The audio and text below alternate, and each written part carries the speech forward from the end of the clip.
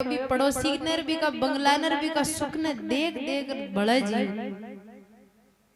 तो बोलो एक दिन रेणी को लायो और शंख के पास जार के बा लाग्यो कि हे शंख मारी एक आंख फूट जानी चाहिए।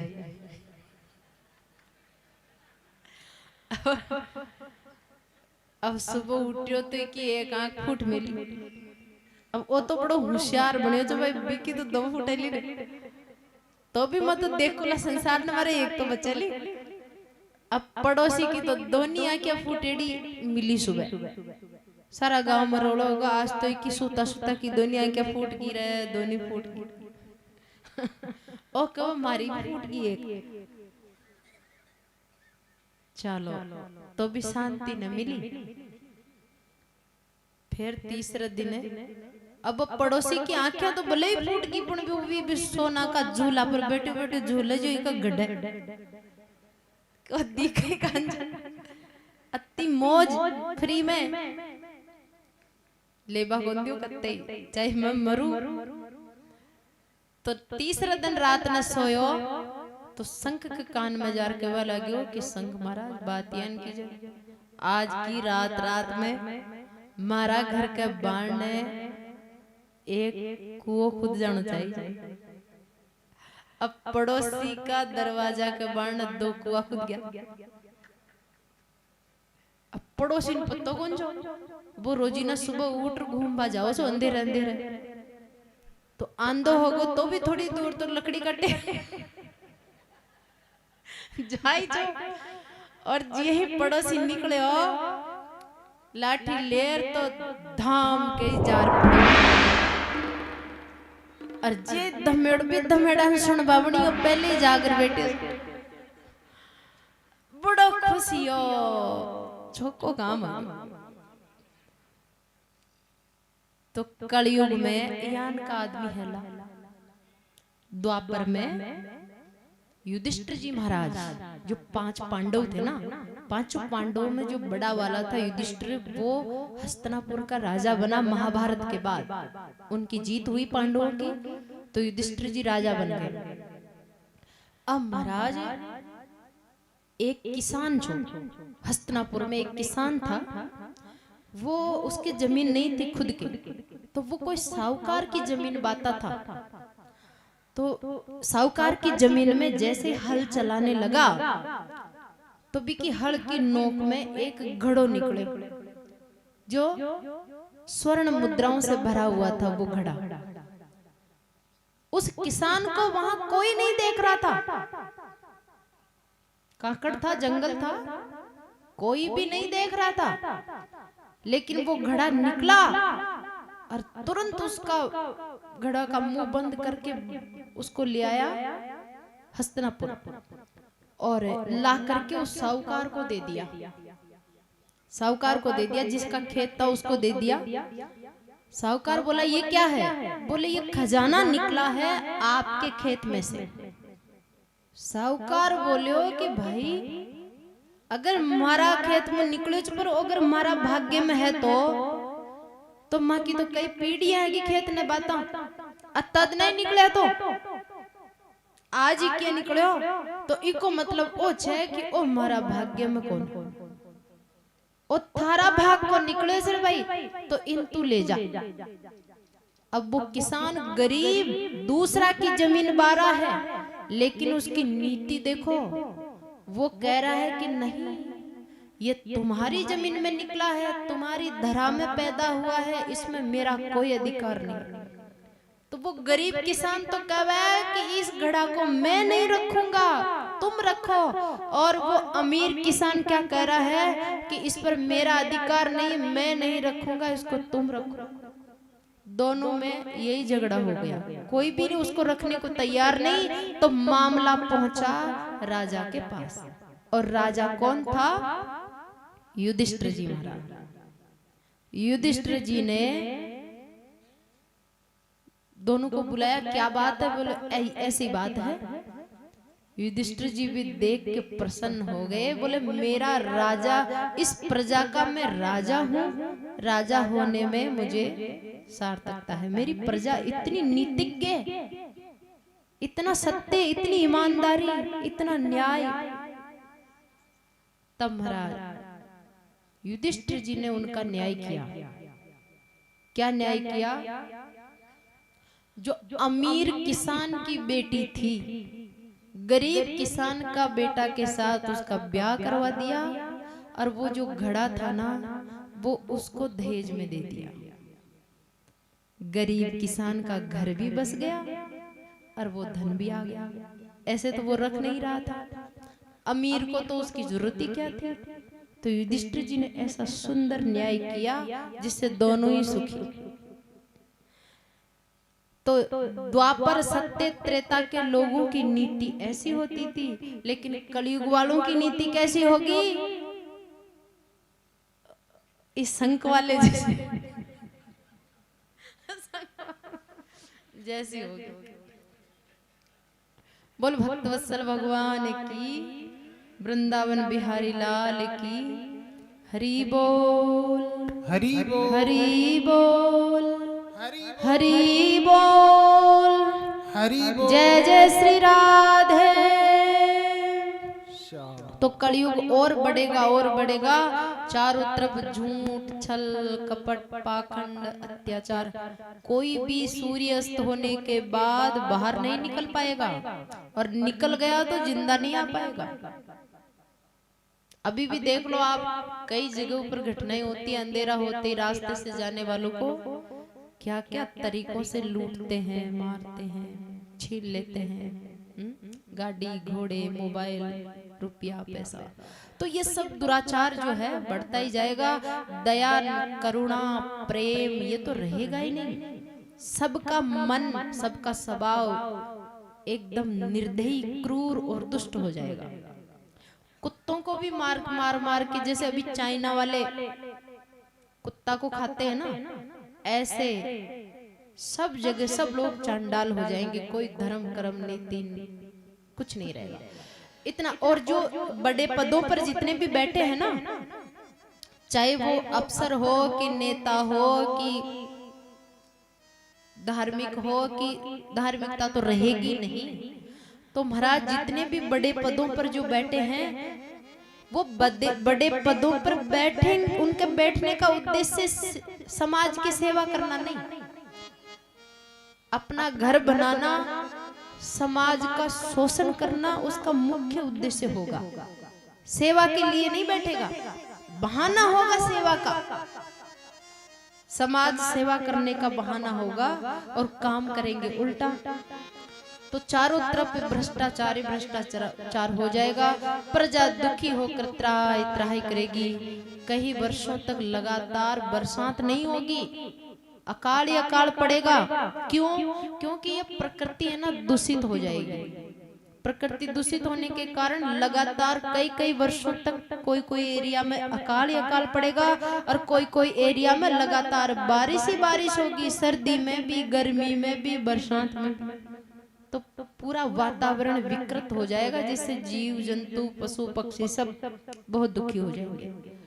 तो इस प्रकार से जब चारों तरफ हाहाकार मचेगा, तब भारत भूमि में संबलपुर नाम के गांव में, संबलपुर नाम का गांव होगा, और उसमें एक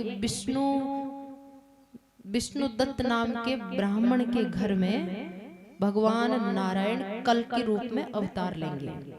और कल की भगवान अवतार लेते ही आकाश से एक घोड़ा उतरेगा, और कैलाश में से शंकर भगवान आएंगे। शंकर भगवान एक तेज तीखी धार वाली तलवार कल के भगवान के हाथ में देंगे। कल की भगवान उस तलवार को लेकर घोड़ा पर बैठेंगे। पूरी भारत भूमि की गली गली में घूम घूम के जितने भी प्रजा का शोषण करने वाले झूठे, जो पाखंडी बड़े पदों पर बैठे होंगे, उन सब का भगवान कल की राजा के रूप में बनके सबका सफाया करेंगे।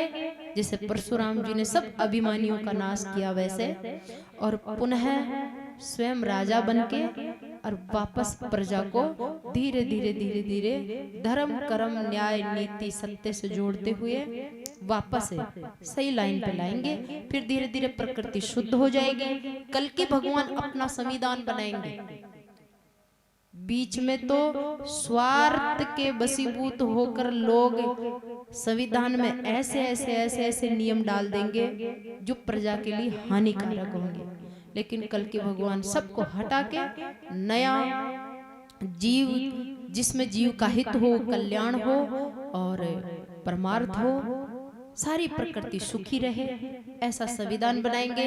वो संविधान प्रजा पर लागू करेंगे और प्रजा धीरे धीरे धीरे धीरे न्याय नीति धर्म की शरण में आती आती और 800 वर्षों के अंदर अंदर फिर वापस सत्य युग प्रारंभ हो जाएगा। फिर लोगों की उम्र बढ़ने लगेगी, मन शुद्ध हो जाएगा और सब धन दौलत से संपन्न हो जाएंगे और इस प्रकार से ये सब चलेगा। तो महाराज भगवान अवतार लेते हैं, यदा यदा ही धर्मस्य ग्लानिर्भवति भारत है। जब जब जहां जहां जैसे जैसी आवश्यकता पड़ती है तब तब वहां वहां भगवान अवतार धारण करते हैं। बोल कल की भगवान की, सावरिया सेठ की, हरि बोल हरि बोल हरि बोल हरि बोल हरि बोल। जय जय श्री राधे श्याम। नाम तेरा है तारणहारा, नाम तेरा है तारणहारा, कब तेरा दर्शन होगा। जिसकी रचना इतनी सुंदर वो कितना सुंदर होगा। नाम तेरा है तारणहारा, कब तेरा दर्शन होगा। जिसकी रचना इतनी सुंदर वो कितना सुंदर होगा। नाम तेरा है तारणहारा, कब तेरा दर्शन होगा। जिसकी रचना इतनी सुंदर वो कितना सुंदर होगा। जिसकी रचना इतनी सुंदर वो कितना सुंदर होगा।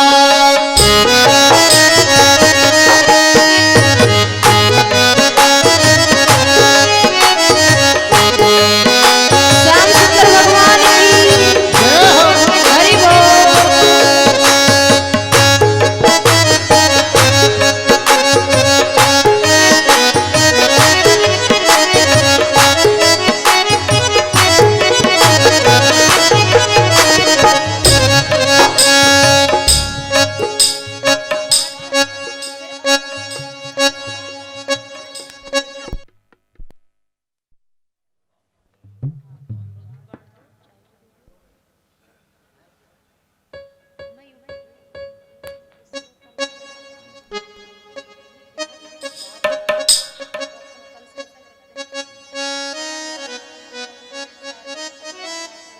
तेरा है तारणहारा, कब तेरा दर्शन होगा।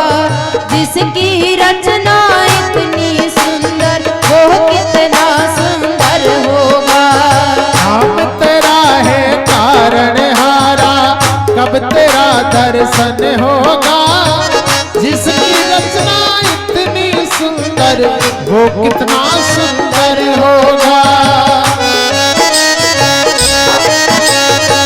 वैकुंठनाथ भगवान की जय हो। हरि बोल।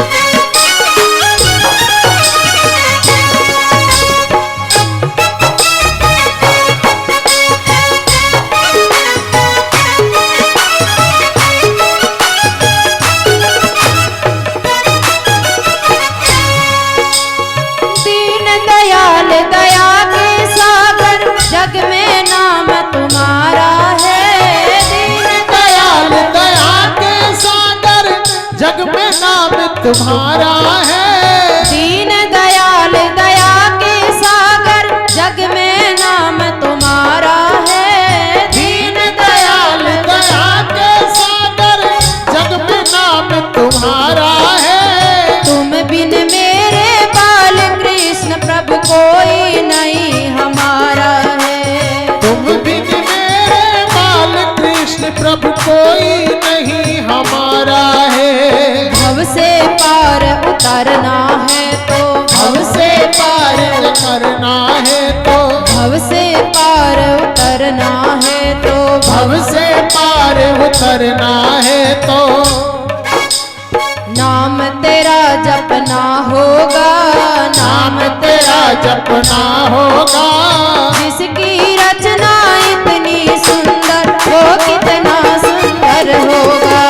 जिसकी रचना इतनी सुंदर वो कितना सुंदर होगा। नाम तेरा है तारण हारा। नाम तेरा है तारण हारा। तब तेरा दर्शन होगा। तब तेरा दर्शन होगा। जिसकी रचना इतनी सुंदर वो कितना सुंदर होगा। वो जिसकी रचना इतनी सुंदर वो कितना सुंदर होगा। बाकी बिहारी लाल हरि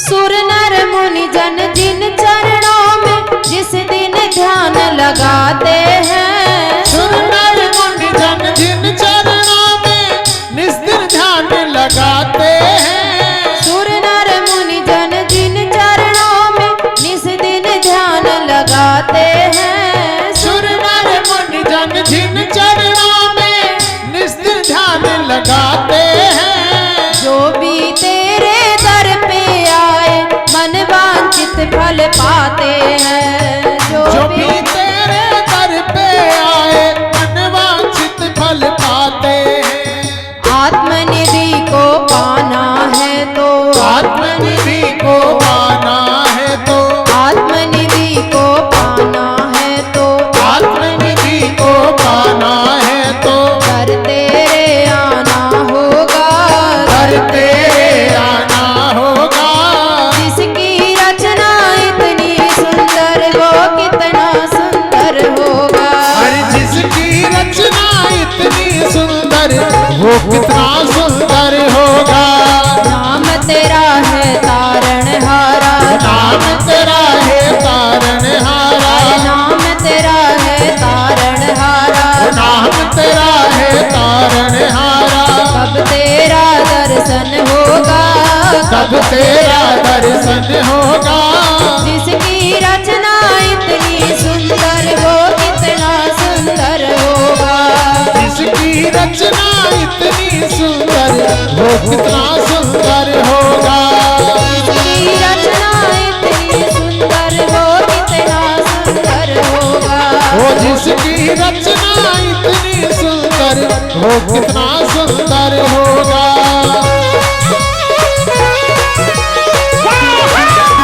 बाकी बिहारी लाल की हरि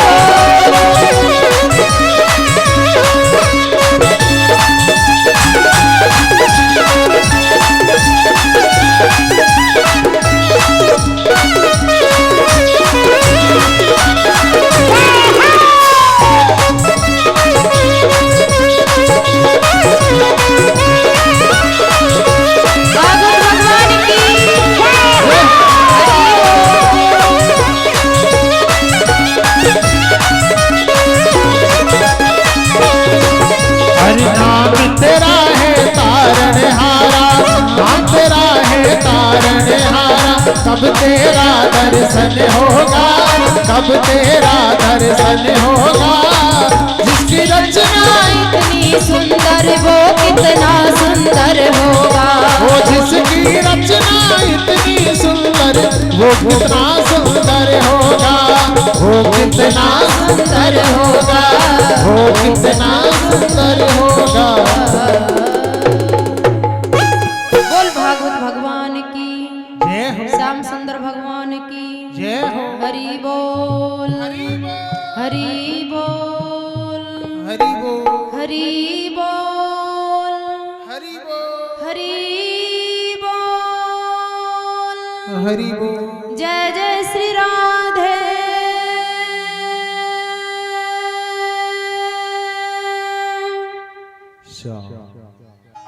अरे मेरे दिल में तुम रहते हो, श्वासों में तुम बसते हो। मैं तुमको बतलाऊं,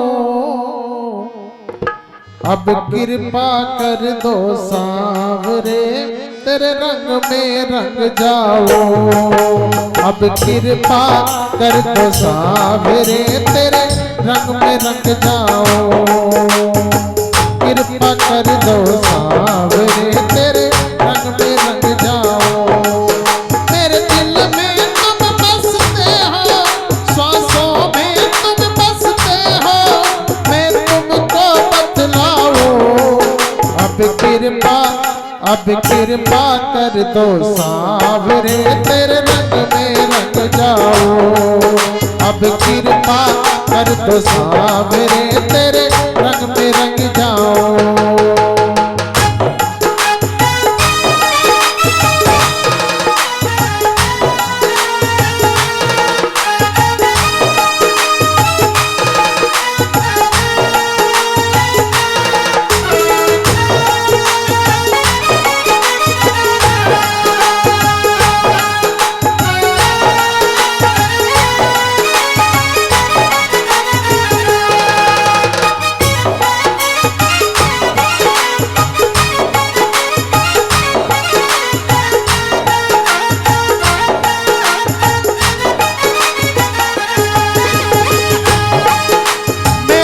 तेरा दीवाना, नित दर्शन तेरा पाऊं। मैं हूँ तेरा दीवाना, नित दर्शन तेरा पाऊं।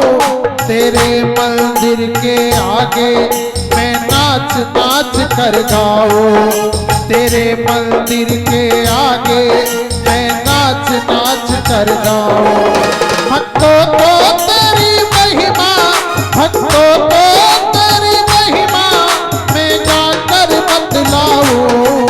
अब कृपा कर दो सांवरे, तेरे रंग में रंग जाओ।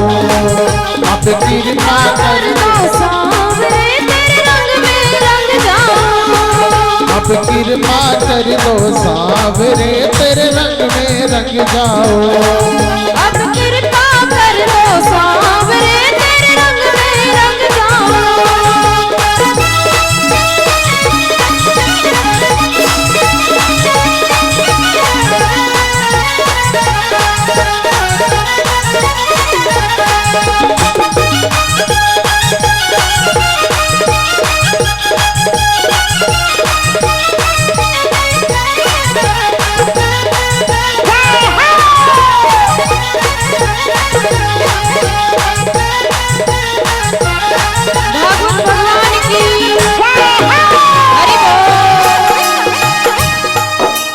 जिसका हाथ पकड़ ले उसका दुनिया क्या कर ले। तू जिसका हाथ पकड़ ले उसका दुनिया क्या कर ले। तू जिसका साथी हो ले फिर मन चाहा वो कर ले। तू जिसका साथी हो ले फिर मन चाहा वो कर ले।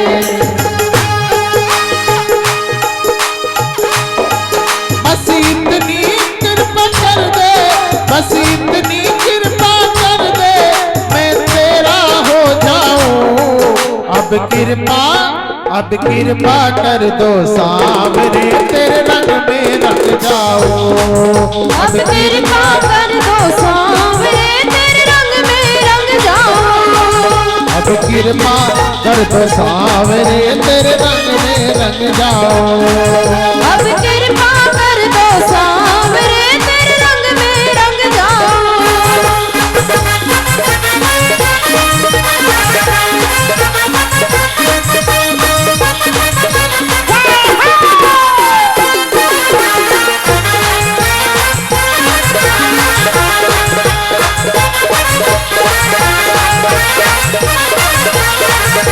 भागवत भगवान की हरि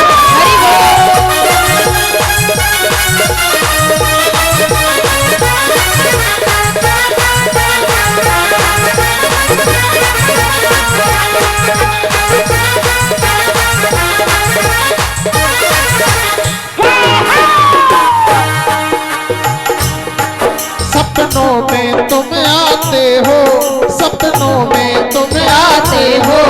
एक दिन सचमुच में आना, एक दिन सचमुच में आना।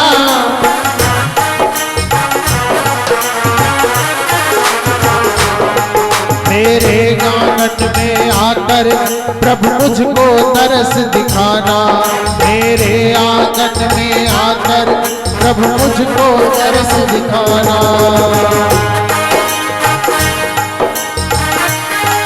मिल जाए चरण की धूल, बन जाए चरण की धूल, बस इतना मैं चाहूं।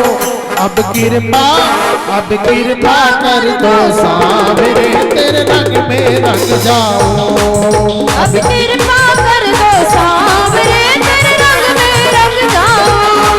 मेरे दिल में तुम रहते हो, मेरे दिल में तुम रहते हो, सांसों में तुम बसते हो, मैं तुमको बतलाऊं। अब कृपा कर दो सांवरे तेरे रंग में रंग जाओ। अब कृपा कर दो सांवरे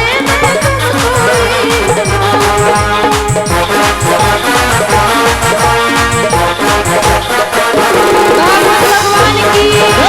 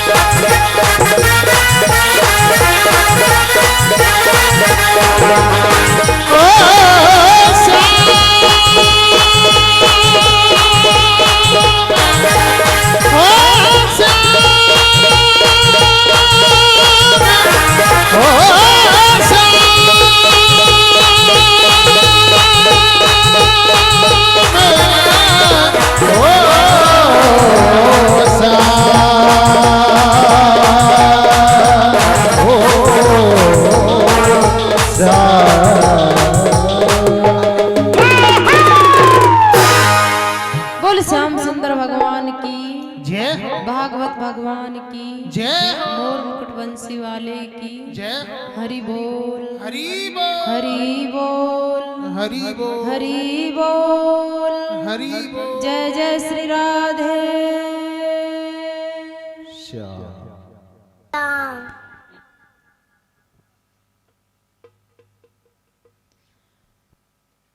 इदं भागवतं नाम पुराणं ब्रह्म संहितं उत्तमं श्लोकचरितं चकार भगवान ऋषि।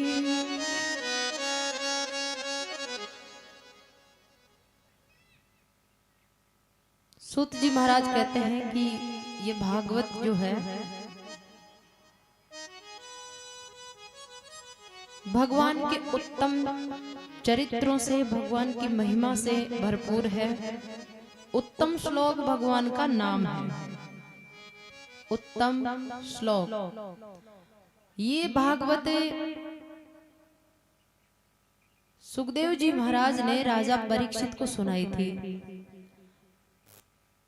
तब सूत जी महाराज कहते हैं कि जब सुखदेव जी राजा परीक्षित को सुना रहे थे, उसी समय मैंने भी सुखदेव जी के मुख से भागवत सुनी थी। तो 88,000 ऋषि सूत जी महाराज से कहने लगे कि सूत सूत महाभाग वदनो वदतांबरः कथां भागवतीं पुण्यां यदा है भगवान सुख। हे सूत जी महाराज, आपने जो सुखदेव जी महाराज के मुख से उत्तम श्लोक, भगवान के चरित्रों से परिपूर्ण, महिमा से परिपूर्ण ये उत्तम भागवत का ज्ञान सुना, कृपा करके ये ज्ञान आप हमको भी सुनाइए। कस्मिन् युगे प्रवर्तेयम् स्थाने वा केन हेतुना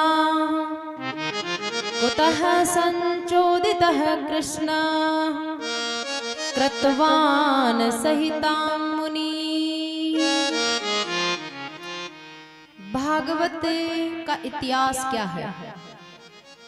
भागवत सबसे पहले कहां से आई, किसने लिखी, किसकी प्रेरणा से लिखी, भागवत क्यों लिखी गई, इसका उद्देश्य क्या है, किसके द्वारा लिखी गई, कौन से स्थान पर भागवत प्रकट हुई, किस व्यक्ति ने भागवत को प्रकट किया।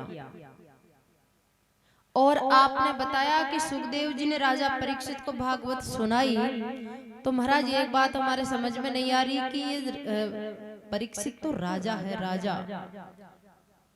राजा के क्या कमी है, उसका कौन सा दुख पड़ गया जो वो उसको वैराग्य हो जाएगा और वो भागवत सुनेगा।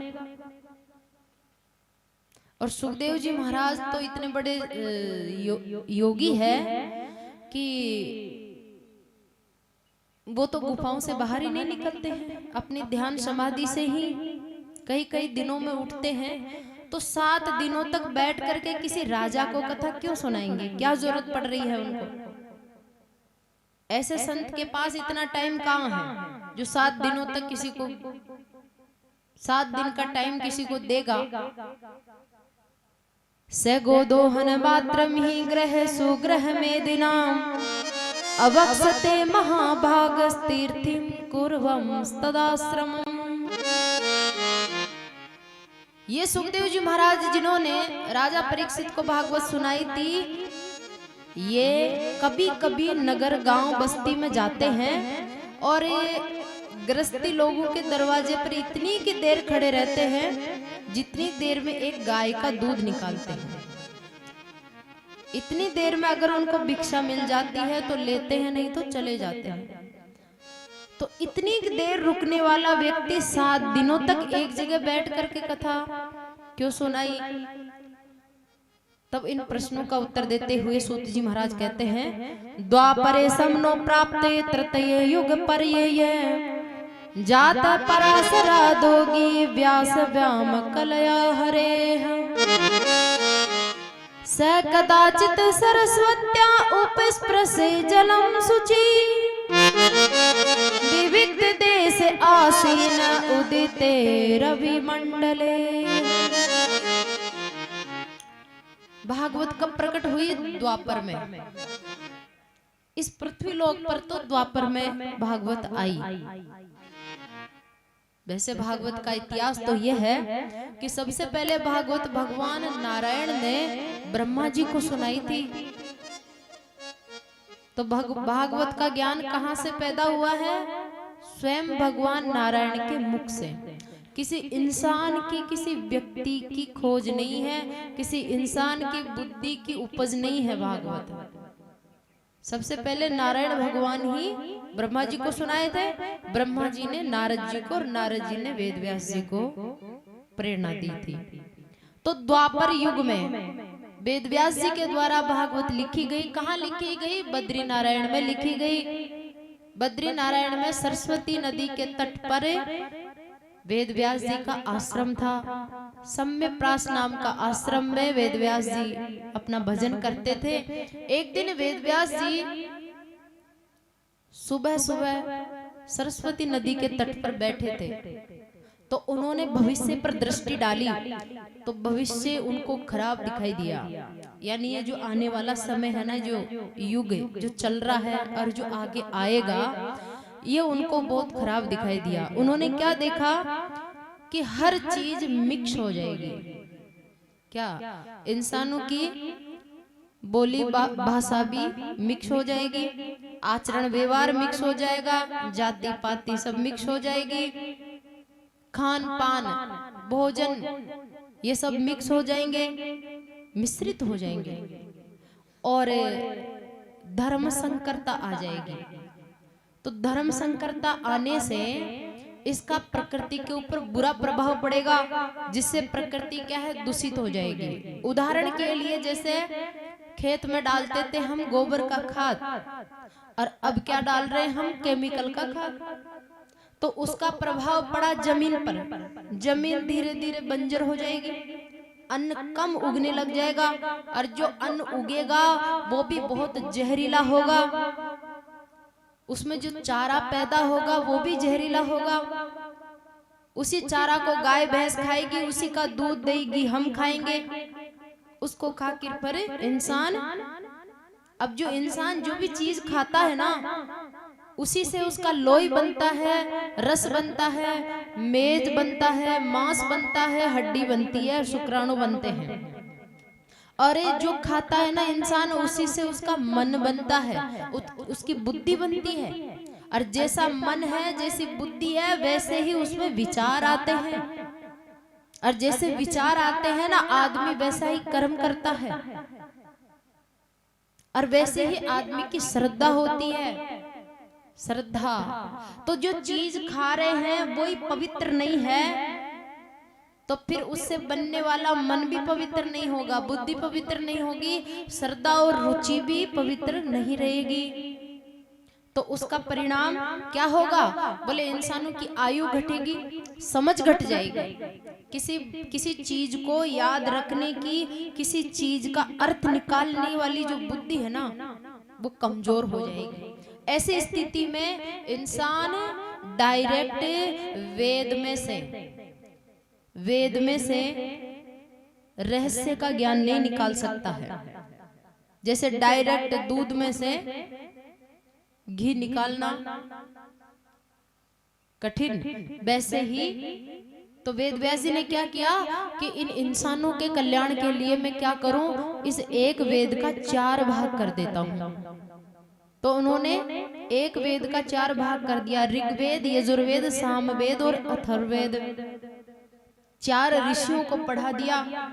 ऋग्वेद तो पैल नाम के ऋषि को अपने शिष्य को दिया, सामवेद जैमिनी ऋषि को दिया, और यजुर्वेद वैशंपायन मुनि को दिया, और अथर्ववेद सोमंतो नाम के ऋषि को दिया। फिर भी व्यास जी ने सोचा कि मैं थोड़ा और इन वेदों में छुपे हुए इतिहास पुराण को भी बाहर निकाल देता हूँ, जिससे लोगों को पढ़ने के लिए सरलता हो जाएगी समझने की। तो उन्होंने फिर 17 पुराण लिख दी, यानी वेद के ज्ञान का और विस्तार कर दिया, सरल कर दिया, छोटी छोटी जगहों में पैक करके रख दिए 17 पुराणों के रूप में। फिर भी सोचा और भी खोल के समझाऊं, तो वेद व्यास जी ने महाभारत ग्रंथ की रचना कर दी, जो धर्म अर्थ काम और मोक्ष 4 पुरुषार्थों की शिक्षा देता है, महाभारत। लेकिन फिर भी व्यास जी के मन को शांति नहीं मिली। तो एक दिन वेद व्यास जी उदास होकर बैठे थे, वहां पर नारद जी महाराज आ गए। नारद जी ने व्यास जी से राम राम किया और पूछा, पाराशर ये महाभाग भवत कच्चिदात्मना परितुष्यति शरीर आत्मा मानस एव वा। हे वेद व्यास जी के पिताजी का नाम है पाराशर ऋषि। तो हे पाराशर पुत्र वेद व्यास जी, आपने इतना बड़ा काम कर दिया संसार के लिए, ये शास्त्र पुराणों की सबकी रचना की, एक वेद का 4 भाग किया, महाभारत जैसा ग्रंथ लिख दिया, फिर भी मुझे ऐसा लग रहा है कि आप संतुष्ट नहीं है, आपका मन दुखी है। तो दुखी होने का कारण क्या? वेद व्यास जी कहते हैं, अस्तेव में सर्वमिदं तयोक्तम तथापि नात्मा परितुष्यते में तन्मूलम व्यक्तमगाध बोधम प्रच्छामहे त्वात्म भवात्म भूतम। नारद जी, आपने सही पहचाना कि मैं दुखी हूँ, ये तो बात सही है, लेकिन मैं दुखी क्यों हूँ इस कारण को मैं तो कम जानता हूँ, पर आप ज्यादा जानते हो, क्योंकि आपने पुराण पुरुष भगवान की आराधना की है, आप अंतर्यामी हैं, आप ब्रह्मा जी के पुत्र हैं। तो आप ही बताइए मैं दुखी क्यों हूं? ऐसा क्या जरूरी चीज छूट गई जिसकी वजह से मेरा मन असंतुष्ट है? होता है ना कि कभी कभी खूब बड़ा काम कर लेते हैं, फिर भी कोई थोड़ा सा काम जो बहुत जरूरी काम होता है वो छूट जाता है, तो मन उदास रह जाता है। ऐसे ही वेदव्यास जी का मन भी उदास है। तो नारद जी ने कहा कि अगर मुझे पूछ रहे हो तो मैं बताऊं क्या कमी रह गई? आपने खूब शास्त्र लिखे हैं महाराज, संसार को आपने धर्म अर्थ काम मोक्ष चारों पुरुषार्थों की शिक्षा तो दे दी, लेकिन आपने भक्ति को खोल कर नहीं समझाया। स्पेशल भक्ति का ग्रंथ नहीं लिखा आपने। भवतानुदित प्रायम यशो भगवतो मलम यन्निवासो न तुस्येत मन्ने तदर्शनम खिलम यथा धर्मादिश्चारता मुनिवर यानो कीर्तिताः न तथा वासुदेवस्य महिमानुवर्णिता।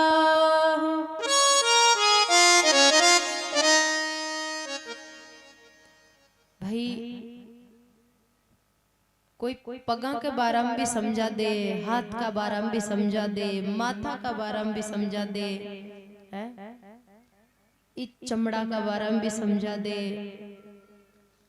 सारे एक एक अंग का बारे में खूब समझा दे, लेकिन हृदय के बारे में कुछ ना समझाए, तो शरीर में सबसे महत्वपूर्ण चीज तो हृदय ही तो है।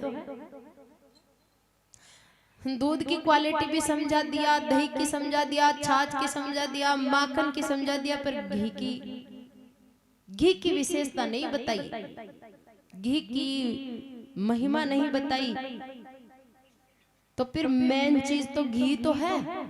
तो ऐसे ही नारद जी कह रहे हैं कि आपने धर्म की व्याख्या भी खूब बताई लोगों को, इन 17 पुराणों के माध्यम से, महाभारत के माध्यम से।